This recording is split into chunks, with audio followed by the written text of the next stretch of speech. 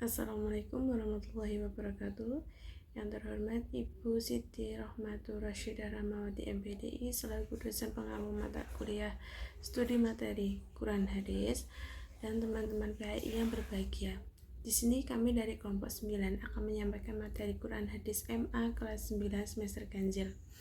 Sebelum memulai presentasi pada hari ini, marilah kita membaca basmalah terlebih dahulu. Bismillahirrahmanirrahim. Oke, langsung saja kita untuk materi yang saya sampaikan mengenai surat Al-Kafirun. Baik, untuk yang pertama yaitu memahami Al-Kafirun ayat 1-6.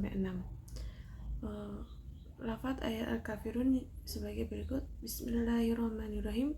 Qul ya ayyuhal kafirun la a'budu ma ta'budun wa la antum 'abiduna ma a'budu wa la ana 'abidun ma 'abadtum wa la antum 'abiduna ma a'bud lakum dinukum waliyadin. Yang artinya, katakanlah Muhammad, wahai orang-orang kafir, aku tidak akan menyembah apa yang kamu sembah, dan kamu bukan penyembah apa yang aku sembah, dan aku tidak pernah menjadi penyembah apa yang kamu sembah, dan kamu tidak pernah pula menjadi penyembah apa yang aku sembah. Untukmu agamamu, untukku agamaku. Untuk penjelasan ayat tersebut dalam surat Al-Kafirun ayat 1, Allah SWT secara tegas menyatakan bahwa Tuhan yang disembah oleh Nabi Muhammad SAW dan para pengikutnya bukan apa yang disembah orang-orang kafir. Dalam ayat ketiga, yaitu Allah menambahkan pernyataan apa yang harus disampaikan kepada orang-orang kafir dengan menyatakan bahwa mereka tidak menyembah Tuhan yang didakwakan Nabi Muhammad SAW. Pada ayat 4-5 ditegaskan bahwa Nabi Muhammad SAW memiliki konsistensi dalam pengabdian. Artinya, apa yang beliau sembah tidak akan berubah-ubah. Cara ibadah kaum muslim berdasarkan petunjuk Allah SWT, sedangkan cara beribadah orang kafir berdasarkan hawa nafsu. Pada ayat 6 dinyatakan adanya pengakuan eksistensi secara timbal balik, yaitu untukmu agamamu dan untuk agamaku. Dengan demikian, masing-masing dapat melaksanakan apa yang dianggap benar dan baik tanpa memaksakan pendapat kepada orang lain dan sekaligus tidak mengabaikan keyakinan masing-masing. Yang kedua adalah memahami surat Yunus ayat 40-41. Lafaz ayatnya sebagai berikut. Bismillahirrahmanirrahim. Wa minhum man yu'minu bihi wa minhum man la yu'minu bihi wa rabbuka a'lamu minhum man la yu'minu bihi wa rabbuka a'lamu bil mufsidin.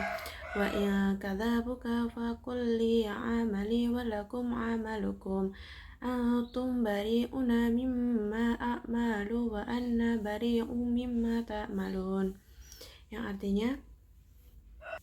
artinya dan di antara mereka ada orang-orang yang beriman kepadanya Al-Quran, dan di antaranya ada pula orang-orang yang tidak beriman kepadanya. Sedangkan Tuhanmu lebih mengetahui tentang orang-orang yang berbuat kerusakan. Dan jika mereka tetap mendustakanmu Muhammad, maka katakanlah, bagiku pekerjaanku dan bagimu pekerjaanmu.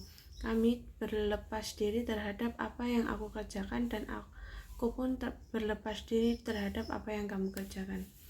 Dalam kedua ayat tersebut, penjelasannya sebagai berikut. Pada ayat 40, Allah SWT menegaskan bahwa umat manusia di zaman Nabi Muhammad SAW terbagi menjadi dua kelompok. Sebagian menerima Al-Quran dan mengikuti ajaran Nabi Muhammad SAW dan mengambil manfaat dari risalah yang dibawanya. Sebagian dari mereka tidak beriman dan selalu mendustakan Nabi Muhammad SAW. Dan Allah Subhanahu wa Ta'ala lebih tahu tentang orang-orang yang akan membawa kerusakan di muka bumi dengan kemusyrikan, kezaliman, dan kedurhakaan karena mereka tidak mempunyai kesiapan untuk beriman. Sedangkan pada ayat ke-41, Allah Subhanahu wa Ta'ala memerintahkan kepada Nabi Muhammad SAW untuk tegar dalam menghadapi orang-orang yang ingkar akan ajaran yang dibawanya. Beliau diperintahkan untuk menyatakan bahwa beliau tidak bertanggung jawab atas perbuatan mereka, dan mereka pun tidak bertanggung jawab terhadap perbuatan beliau. Dengan kata lain, bagiku pekerjaanku dan bagimu pekerjaanmu.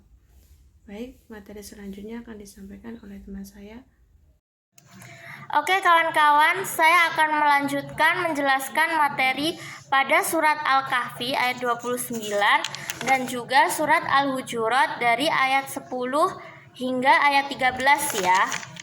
Untuk yang pertama, memahami surat Al-Kahfi ayat 29. Mari kita baca bersama-sama. Bismillahirrahmanirrahim. Wa qulil haqqu mir rabbikum faman syaa'a falyu'min wa man syaa'a falyakfur. Inna a'tadna lidh-dhalimina naran ahata bihim suradiquha wa iyastaghithu yughathu bima'in kalmuhli yashwil wujuh bi'sa syarabu wa sa'at murtafaqah. Nah, pada surat Al-Kahfi ayat 29 ini menjelaskan bahwa Allah Subhanahu wa taala itu nyata adanya di alam semesta ini. Nah, kita sebagai orang Islam wajib mengimani Allah Subhanahu wa taala itu ada. Nah, kita sebagai orang beriman ya harus mengimani bahwa Allah Subhanahu wa taala itu ada. Apabila tidak beriman, nah dikatakan orang itu kafir, dan balasan bagi orang yang kafir itu akan masuk pada gejolak api neraka. Kemudian untuk materi selanjutnya surat Al-Hujurat ayat 10 sampai 13. Bismillahirrahmanirrahim. Innamal mu'minuna ikhwatun fa aslihu baina akhawaykum wattaqullaha la'allakum turhamun. Ya ayyuhalladzina amanu la yaskhar qaumun min qaum asa ayyakunu khairam minhum wala nisa'um min nisa' asa ayyakunna khairam minhun wala talmizu anfusakum wala tanabazu bil alqab bi'sal ismul fusuqu ba'dal iman wa man lam yatub fa ulaika humudz zalimun. Ya ayyuhalladzina amanu jtanibu katsiran minadh-dhann inna ba'dadh-dhanni itsmu wa la tajassasu wa la yaghtab ba'dukum ba'dha ayuhibbu ahadukum ay ya'kula lahma akhihi maitan fakarihtumuh wattaqullah innallaha tawwabur rahim. Ya ayyuhan nasu inna khalaqnakum min dzakarin wa untha wa ja'alnakum syu'uban wa qabaila lita'arafu inna akramakum indallahi atqakum innallaha alimun khabir. Al-Hujurat ayat 10 sampai 13. Nah, pada ayat 10 ini menjelaskan bahwa kita orang Islam itu adalah saudara. Karena walaupun beda ibu, walaupun tidak dilahirkan pada satu ibu, tapi karena kita satu iman, maka kita itu saudara. Kemudian pada ayat 11 dijelaskan bahwa kita sebagai orang Islam itu harus berperilaku baik, tidak boleh mengolok-olok, tidak boleh saling mengejek. Agar apa? Agar supaya kita persaudaraan kita saling terjaga. Kemudian pada ayat 11 menjelaskan, ini sebenarnya poinnya berkesinambungan sama yang ayat 11 ya. Jadi selain kita tidak boleh mengolok-olok, mengecek-ngecek, dan pada ayat 12 ini kita tidak boleh berprasangka buruk dan tidak boleh saling menggunjing, terus nyari-nyari kesalahan orang lain, apalagi menggibah, itu tidak boleh.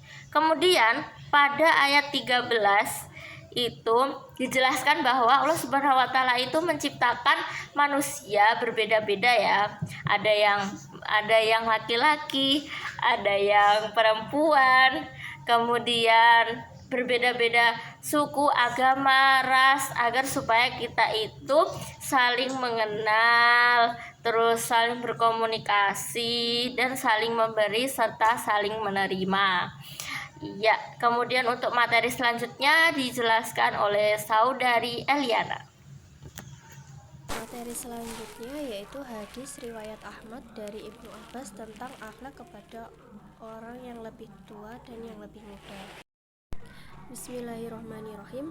Hadasna Utsman ibnu Muhammad qala Abdillahi ibnu Ahmad wa sami'tuhu anna min Utsman ibnu Muhammad hadasna Jarir an lisani an Abdil Malik ibni Sa'id ibni Jubairi an Hikrimatan an ibni Abbas yakfuhu ilan Nabi sallallahu alaihi wasallam qala laisa minna man lam yuqaril kabira wa yarham sohira wa ya'mur bil ma'rufi wa yanha an munkar.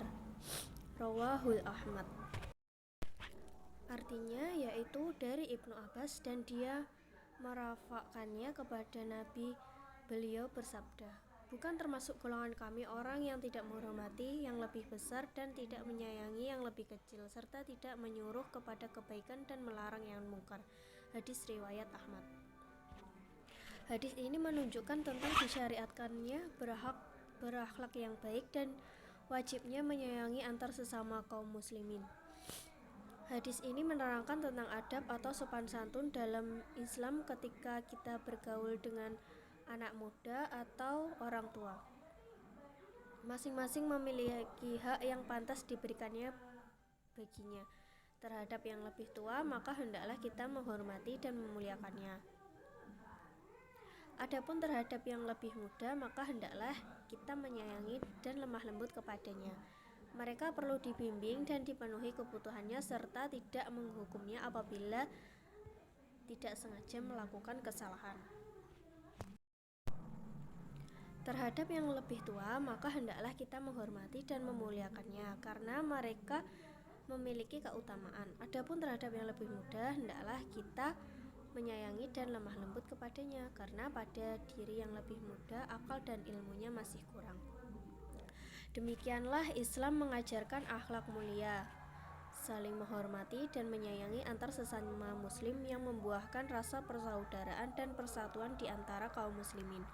Dalam hadis lain juga menunjukkan perintah untuk kita menjaga hak yang lebih tua, yaitu menghormati orang yang lebih tua dan menjaga hak yang lebih muda daripada kita, yaitu hak menyayanginya. Maka dari itu hendaklah kita berusaha untuk menjadikan akhlak mulia itu terpatri dalam diri kita. Apabila kita senang dihormati oleh orang-orang yang lebih muda, maka hendaklah kita juga berusaha menghormati orang yang lebih tua. Sekian presentasi dari kelompok kami. Bila ada kurangnya, kami mohon maaf. Wassalamualaikum warahmatullahi wabarakatuh.